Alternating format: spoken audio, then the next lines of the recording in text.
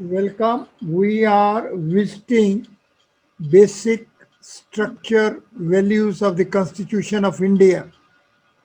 The Constitution of India is our main source, first principal source values in terms of which the justice delivery system is operating, is functional.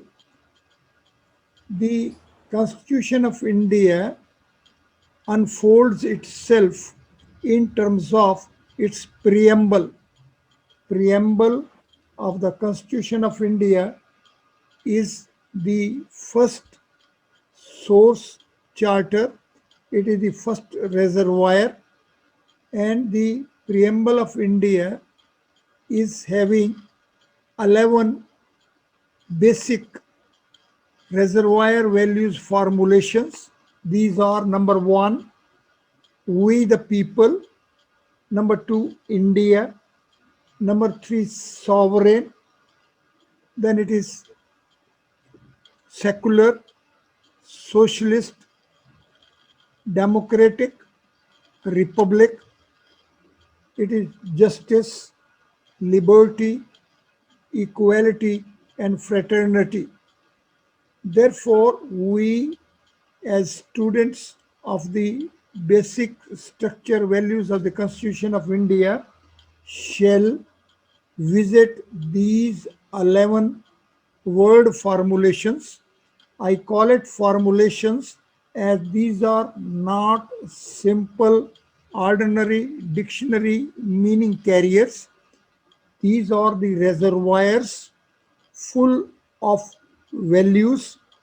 So each of these 11 word formulations of the text of preamble of the Constitution of India shall be approached as word formulations, as reservoirs of values. The basic structures of the Constitution of India, as has been interpreted by the Supreme Court of India, are unalterable. We can have the amendment of the Constitution of India, but the basic structure cannot be changed. Therefore, we as students of basic structure values of the Constitution of India shall at each step be concentrative. Our focus is to remain as to what are the basic structure values of the particular chapter which we will be visiting.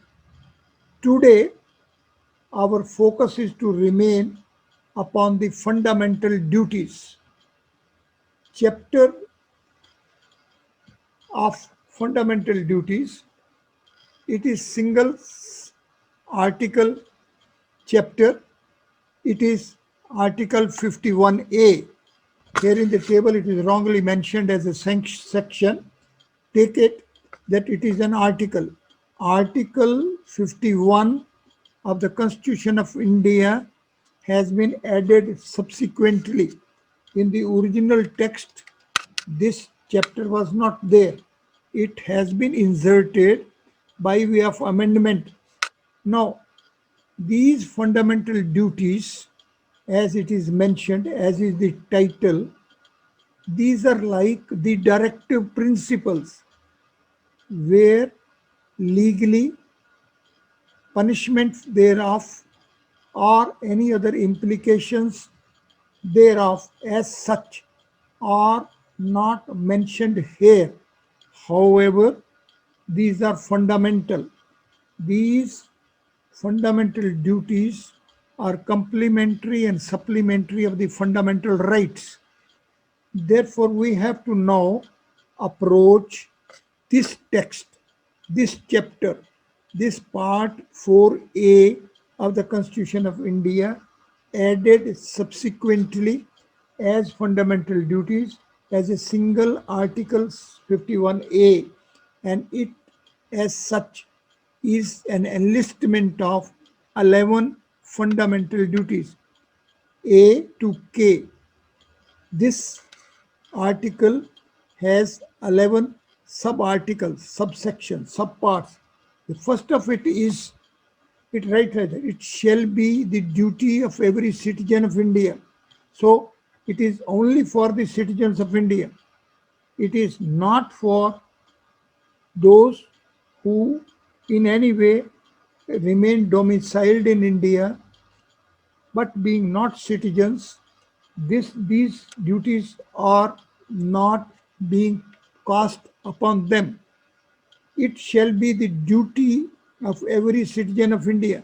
So the word duty now here as such is not defined, as we have a fundamental rights, so we have a fundamental duties. Now we have to take this word duty for its comprehension, and then the first duty, first fundamental duty enlisted here is to abide by the Constitution.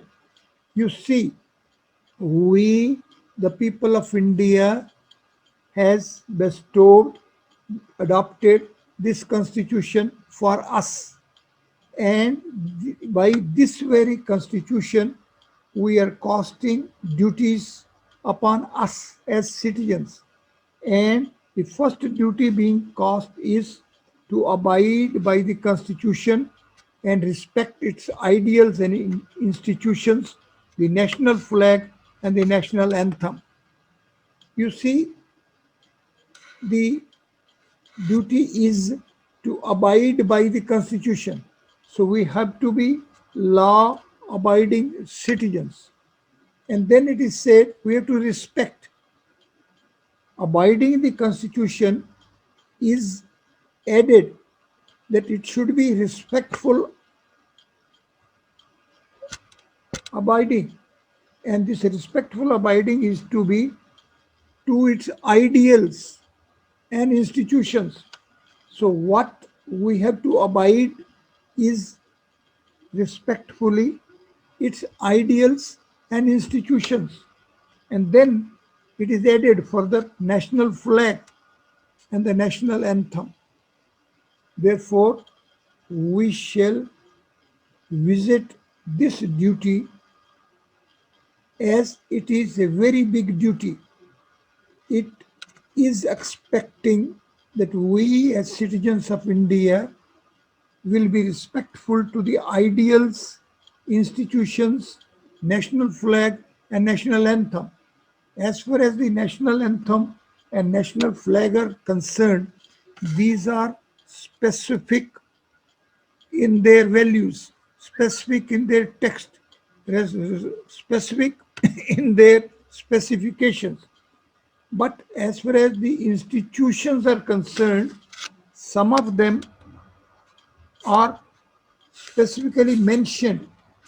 However, the word institutions of the Constitution ultimately will include whole range of lawful institutions coming into existence under the lawful legislations under the Constitution.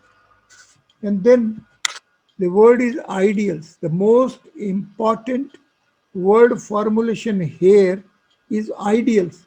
So we as students of the basic structure values of the Constitution shall take this word ideals and have our full expression.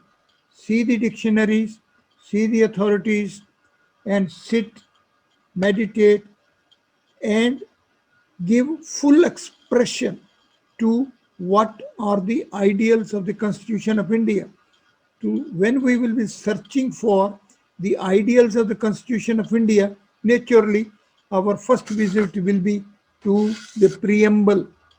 So preamble is the opening door for the ideals of the Constitution of India.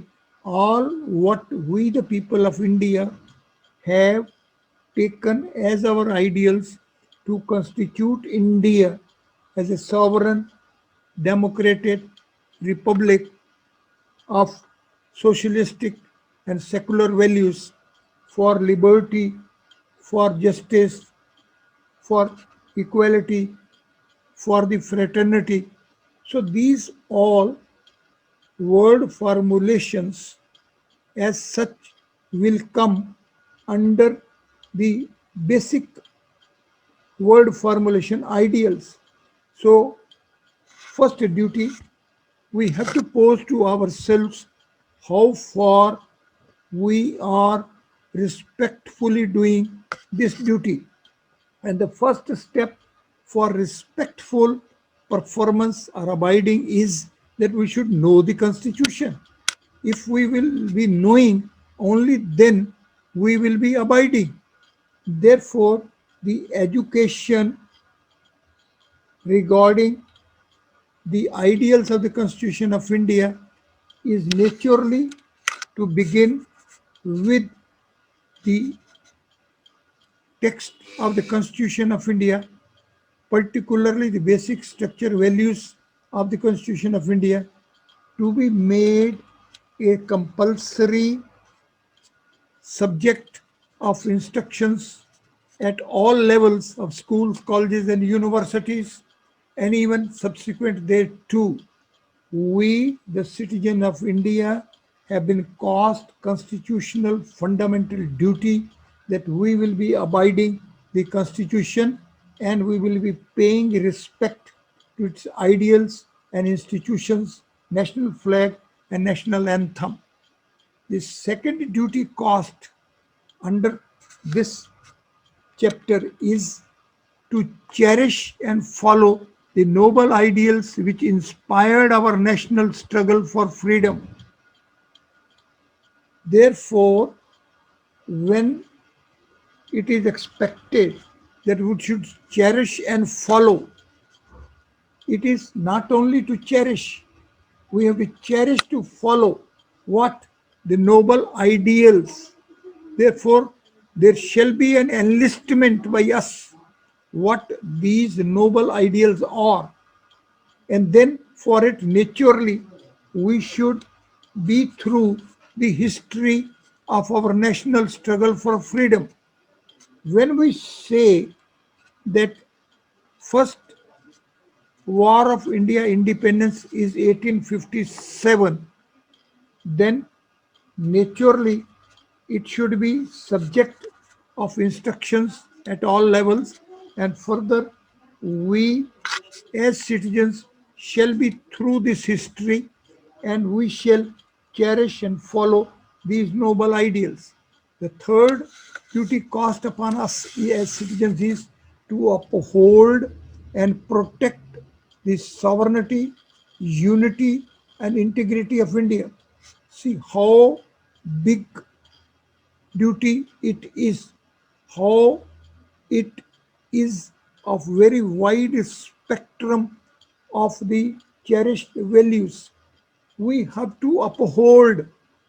It is not simple cherishing or following in a passive way.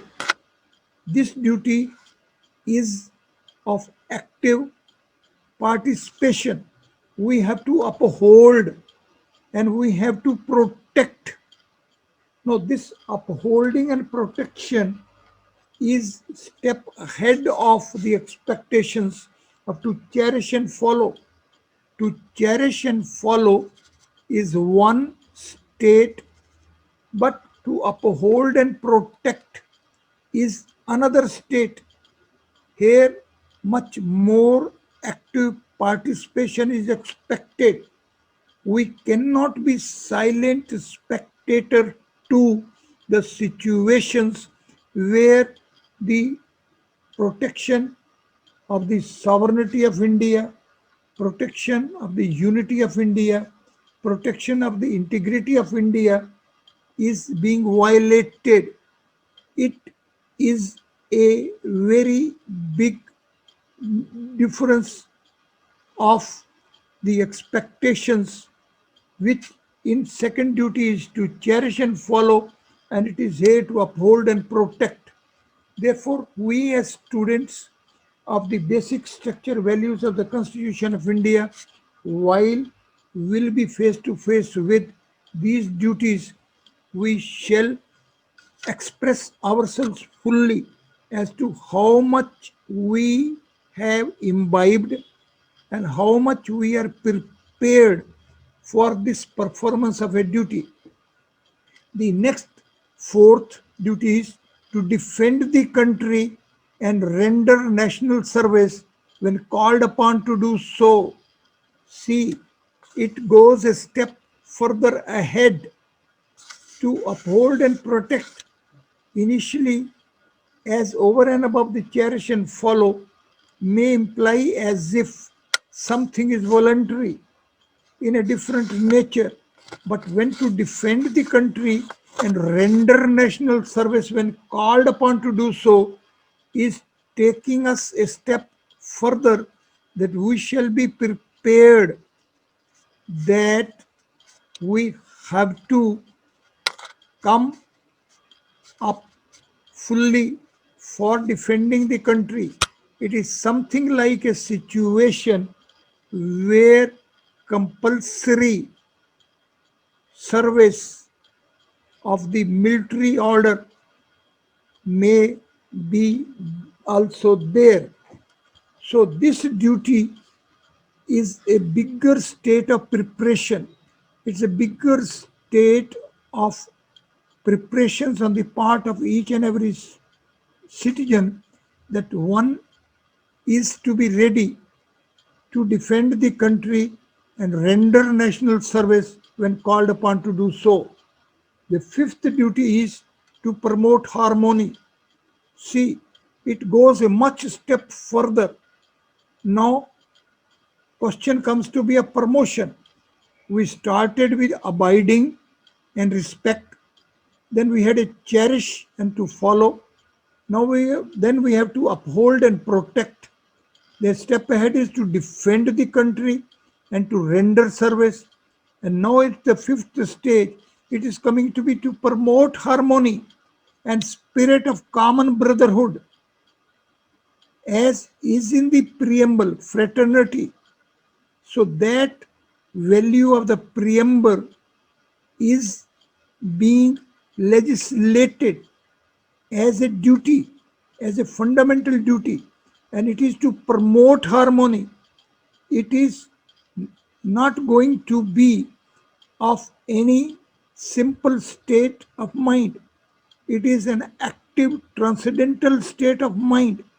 We have to be ourselves in a transcendental state so that we promote the harmony, spirit of the common brotherhood amongst all the people of India, transcending, here is the word, transcending rights, religious, linguistic, regional, sectional diversities, to renounce practices derogatory to the dignity of woman.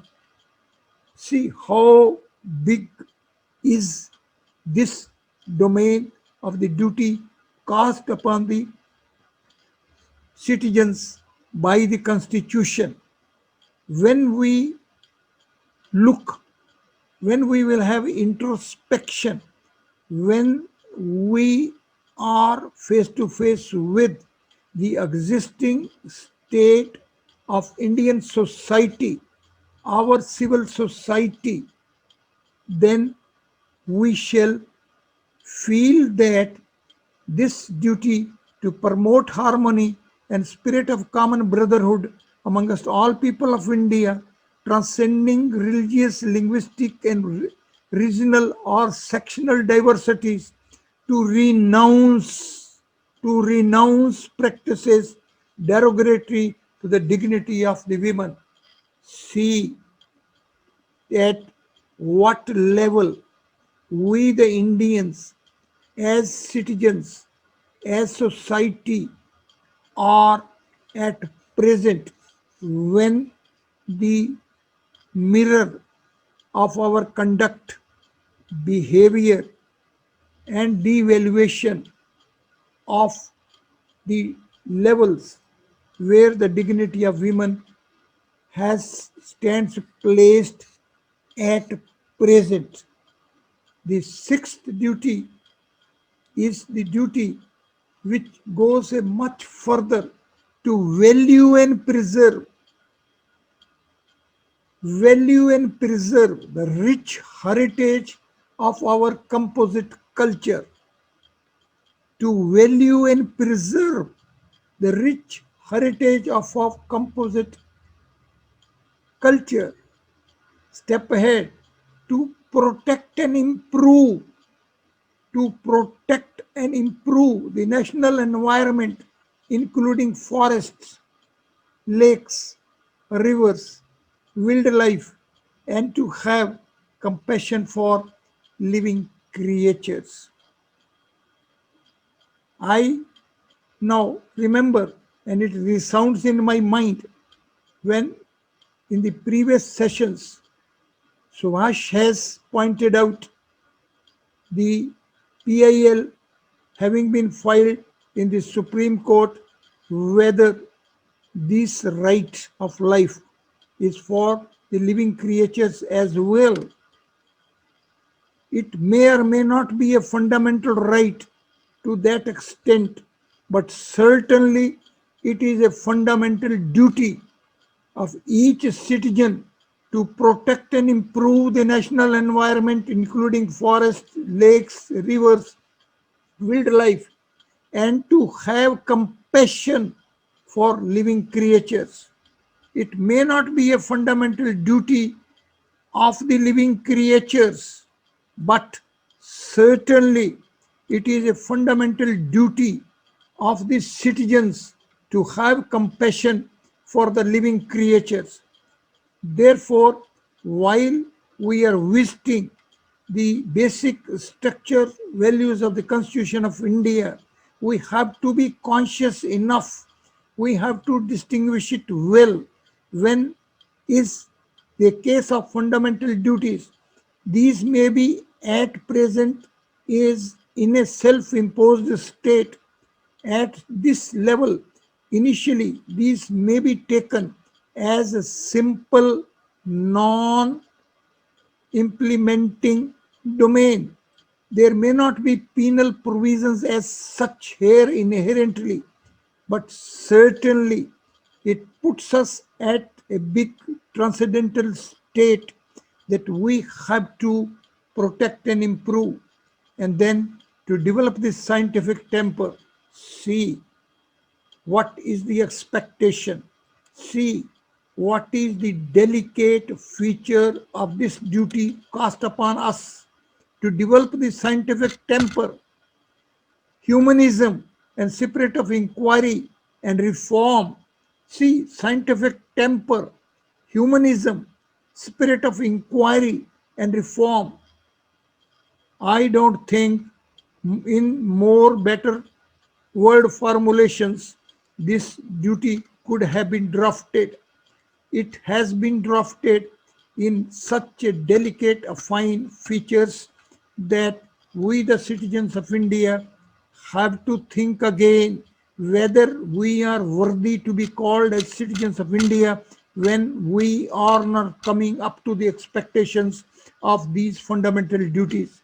And see the next, to safeguard public property and to abjure violence.